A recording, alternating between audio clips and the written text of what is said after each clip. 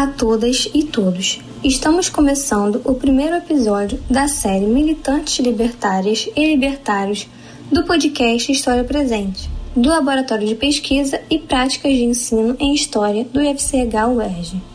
Certamente você, ouvinte, já ouviu falar de anarquia.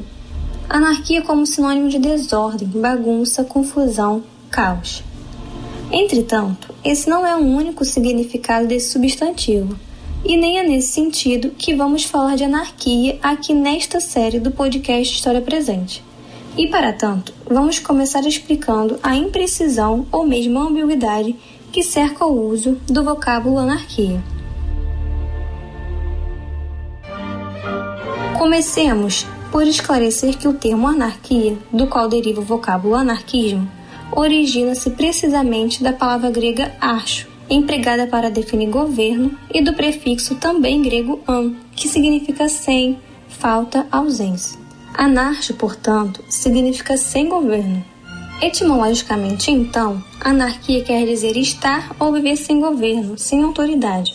Por conseguinte, anarquismo é a corrente de pensamento que defende, entre outros, a ideia de que as sociedades humanas podem e devem organizar-se de outra forma, sem a presença do Estado e sem o estabelecimento de relações autoritárias, coercitivas e hierarquizadas. Os anarquistas, também chamados libertários, sempre apresentaram uma crítica contundente ao Estado e às instituições que dele derivam: justiça, educação, família, igreja, todas centradas na força e consideradas extensões da autoridade no seio da sociedade. Nas suas ideias e ações, o anarquismo projetou-se no tempo e no espaço de maneira diversificada, uma vez que as várias orientações anarquistas surgidas ao longo do século XIX e muito atuantes no alvorecer do século XX apresentavam diferenças quanto a alguns preceitos teóricos e a determinadas estratégias de ação. Mantinham, no entanto, como ponto em comum a defesa incondicional da liberdade e da igualdade, a negação do princípio da autoridade e a rejeição da sociedade polarizada, segundo afirmavam improdutores e parasitas. O que sempre diferenciou os anarquistas de outros grupos socialistas foi o repúdio ao Estado, considerado o maior inimigo, independente da corrente a que se vinculavam seus militantes, tido como abstração que sintetizava autoridade e centralismo, burocracia e hierarquização. O Estado, além disso, era encarado pelos anarquistas em geral como o principal sustentáculo do capitalismo, poder econômico que causava e causa a miséria material e moral da humanidade.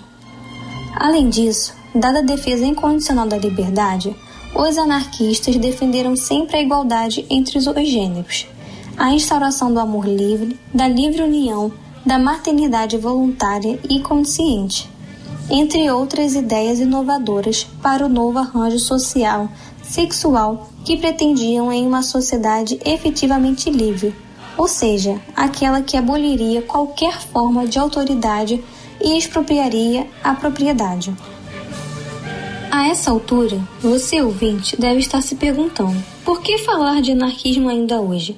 E a esse questionamento, nós podemos apresentar alguns fundamentos principais que levam em consideração uma perspectiva histórica. Primeiro, as questões enfrentadas pelos anarquistas em fins do século XIX e no início do século XX ainda permanecem, com maior ou menor intensidade, como pontos de discussão nesse alvorecer do século XXI, sendo, de certa forma, presente. Dentre estas questões, podemos enumerar aquelas que dizem respeito ao universo feminino, correspondendo, sobremaneira, à sexualidade e à emancipação femininas, tais como o amor livre, a livre união, a livre desunião, o adultério feminino, a violência contra a mulher, a autonomia e a liberdade femininas, a virgindade, as relações de dominação entre os gêneros, a obrigação da procriação, o ciúme, o desejo carnal, o prazer sexual.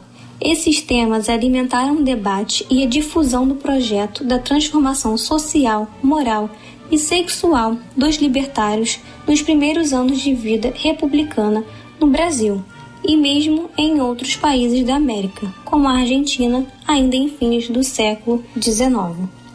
Nessa dimensão, defende-se o princípio fundamental de que o passado não está aprisionado ao passado, não está apenas no passado, ele continua a ser presente, constituindo nossa sensibilidade num diálogo interminável entre presente, passado, presente. Segundo, vivemos um momento histórico sombrio, marcado por uma onda do conservadorismo moral e político, com o avanço de grupos ligados à direita e à extrema-direita, quase sempre defensores do autoritarismo, partidários da intolerância, do preconceito e da discriminação e críticos contumazes das propostas de diversidade em todas as instâncias, sobretudo na arena política e nas questões da sexualidade. Diante desse cenário, recuperar as contribuições dos anarquistas no campo das ideias e das lutas em que se engajaram justifica esse trabalho no sentido de que possamos refletir sobre a sua experiência histórica e o legado deixado por essa tradição. Os anarquistas representam, pois, uma longa experiência de resistência popular, fundamentada em um forte sentido político de transformação social e associação solidária.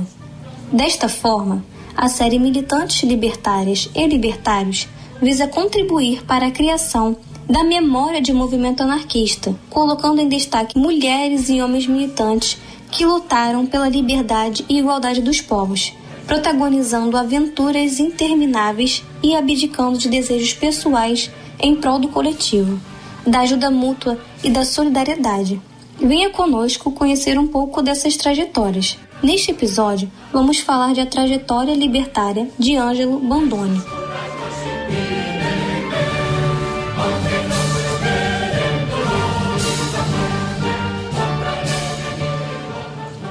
O som da potente buzina anunciava a chegada de mais uma embarcação no movimentado Porto de Santos, que no início do século XX já era uma cidade pertencente ao então Estado Federativo de São Paulo.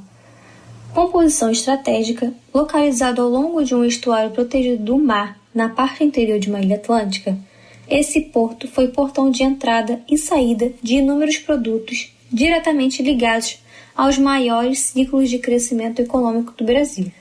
O vapor que anunciava a chegada era um típico navio do 800, possuindo toda uma estrutura feita de aço, uma grande chaminé exalando imensa quantidade de fumaça preta e uma bandeira hasteada na popa composta por 3 faixas coloridas, tremulando incessantemente em razão dos ventos, que sopravam do mar.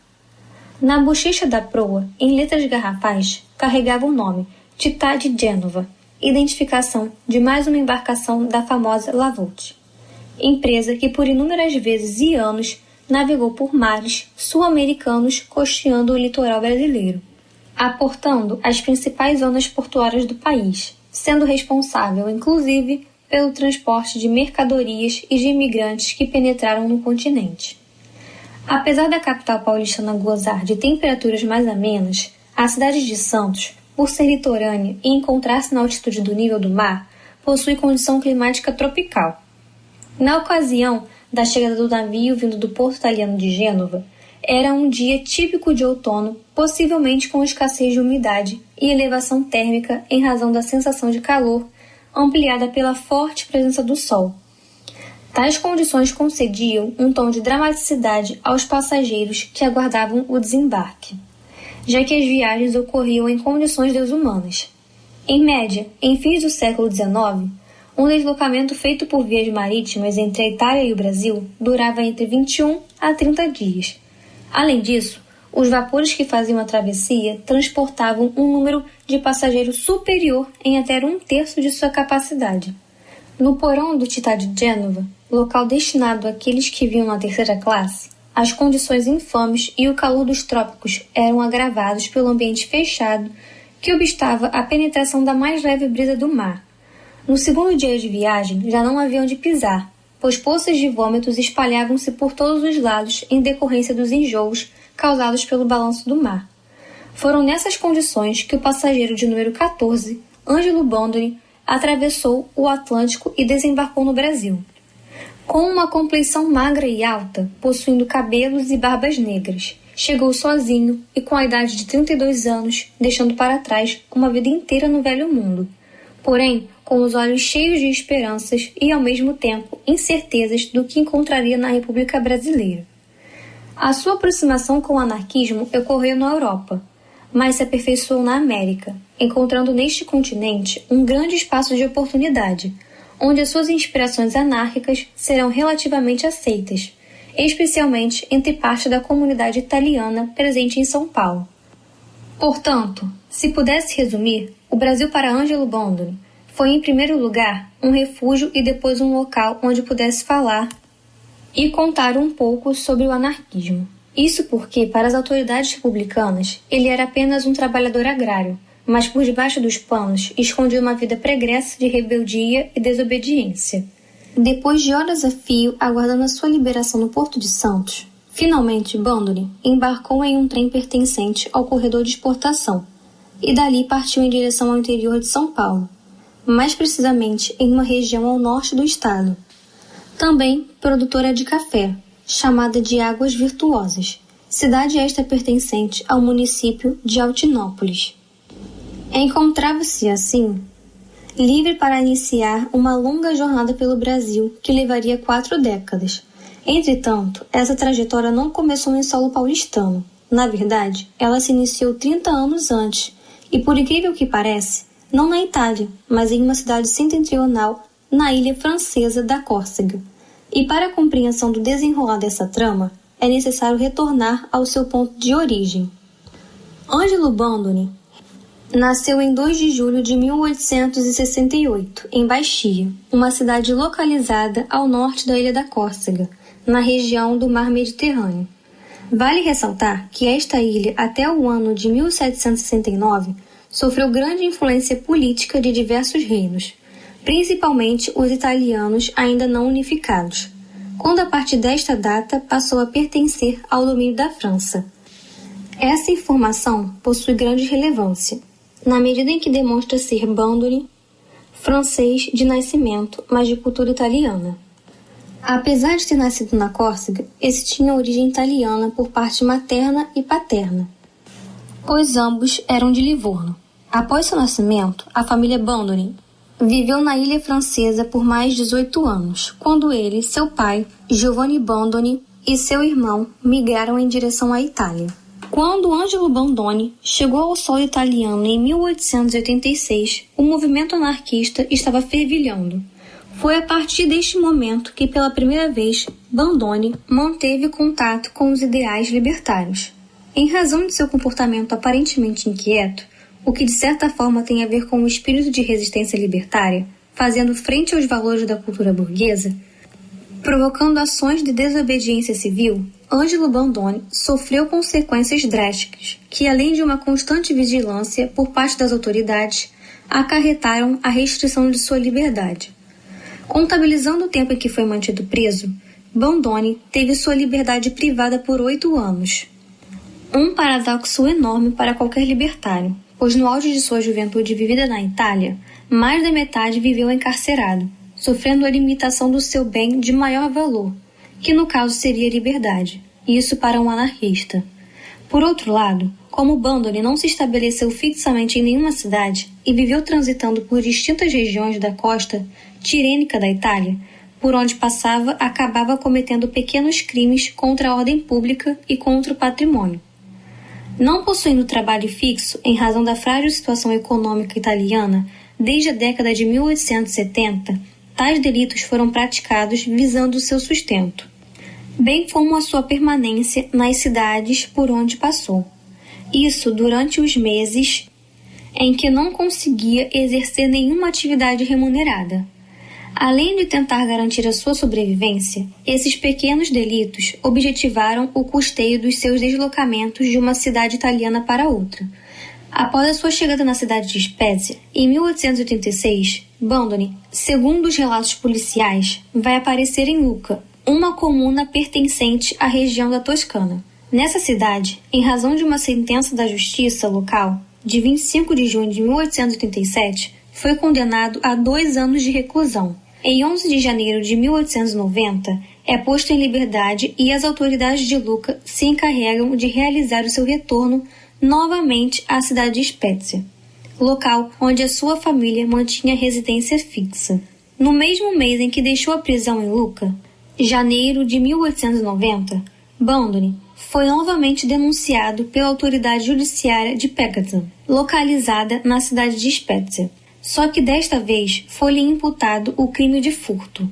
No final da década de 1890, o cerco vai se fechando para muitos anarquistas em razão da insistente repressão, e para Bandone, essa realidade não seria diferente. Sob uma constante vigilância e tornando-se persona non grata em diversas cidades italianas, a polícia vai se encarregando de manter intacta e fortalecida a sua imagem de um sujeito supostamente dado ao crime e à vagabundagem. Por ser anarquista, em razão de sua rejeição a qualquer forma de governo, corresponderia a um desses criminosos recalcitrantes das convenções social e, portanto, assumiriam o espectro de verdadeiros monstros. No mesmo ano em que foi posto em liberdade, Bandone foi condenado novamente a 5 anos de reclusão. Só que desta vez cumpriu pena na Argélia, colônia administrada pelo Estado da França, já que era francês de nascimento. Em 1895, após ter saído da prisão, retorna pela terceira vez à cidade de Spezia, ocasião em que foi mais uma vez detido e definitivamente expulso da Itália entre os anos de 1895 a 900. Há divergências nos registros policiais. Uma versão menciona que durante esse período migrou clandestinamente para a Argentina, retornando à Itália anos depois. A segunda versão diz que veio para o Brasil e posteriormente retorna à comuna de Spezia. De todo modo, em maio de 1898, uma forte onda de repressão assolou os anarquistas. Com a deflagração da revolta contra o aumento do pão, as forças do rei Humberto I acertaram o cerne do movimento libertário na tentativa de reprimir os subversivos. Com isso, iniciou-se uma sequência de expulsões e prisões por todo o país. Além disso, foi necessário empurrar essa massa proletária para um lugar distante e amenizar as tensões internas, o que foi providenciado pelo governo italiano através da imigração em massa para a América. Foi exatamente nesse contexto conflitante e de grande repressão que Bandone teve sua expulsão decretada, partindo compulsoriamente em direção ao Novo Mundo, chegando em São Paulo, Brasil, em maio de 1900. Em terras brasileiras, as suas ações libertárias tiveram maior ênfase na difusão das ideias anarquistas e na formação dos trabalhadores. Tanto é assim que, durante o período de permanência no país, escreveu em diversos periódicos e também foi responsável pelas edições de alguns outros que ganharam notabilidade. Por outro, realizou conferências, organizou escolas para os filhos dos trabalhadores e ainda teve tempo para escrever poesias. Tais práticas, além de privilegiar o prazer e o entretenimento da classe trabalhadora, buscavam convencer, por meio da propaganda, o seu público-alvo de uma necessidade de emancipação social. Militantes Libertárias e Libertários é uma produção do Núcleo de Estudos e Pesquisas sobre Anarquismo e Cultura Libertária, ancorado no Laboratório de Pesquisa e Práticas de Ensino em História, com o apoio do Audiolab UERJ. A coordenação dessa série é das historiadoras Ângela Roberti e Ingrid Ladeira. O texto apresentado é de autoria do pesquisador Bruno Benevides. A apresentação Júlia Malheiros e vinheta de Leonardo Pereira. Atenção ouvintes, os episódios são sempre postados às quartas-feiras. O próximo episódio trará a trajetória da mulher mais perigosa da América, Emma Goldman.